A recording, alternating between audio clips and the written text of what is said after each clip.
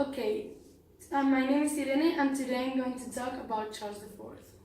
Who was Charles IV? Charles IV was a Spanish king from 1788 to 1808, so his reign lasted 20 years.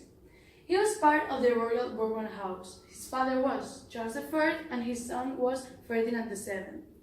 He married his cousin Maria Luisa de Parma, and the prime minister of his government was Manuel de Godoy.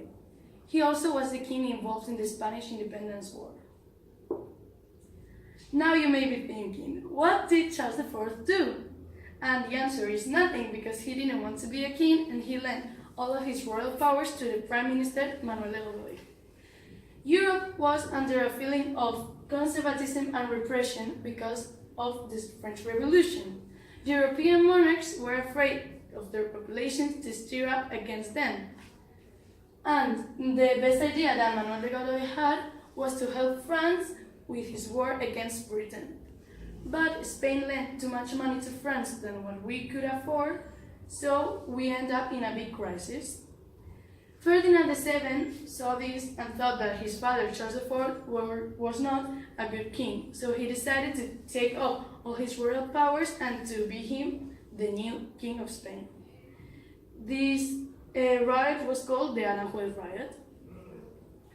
Also, Napoleon decided to call Charles IV and Ferdinand VII to his palace in France, where he kidnapped both of them until they both gave the Spanish crown to his brother, Joseph Bonaparte.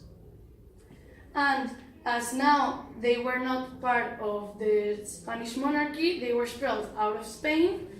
First, Charles IV and his wife went to Paris, but as French people didn't want them there, they had to move to Naples, where he finally died at the age of 71.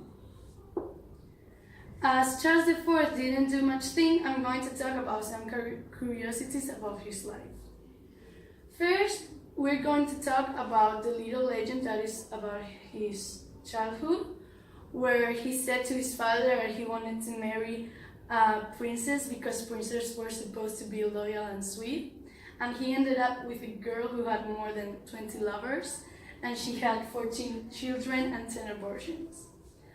Also, Charles IV contributed to art, and he bought a Stradivarius quartet that is nowadays kept in the Madrid Royal Palace.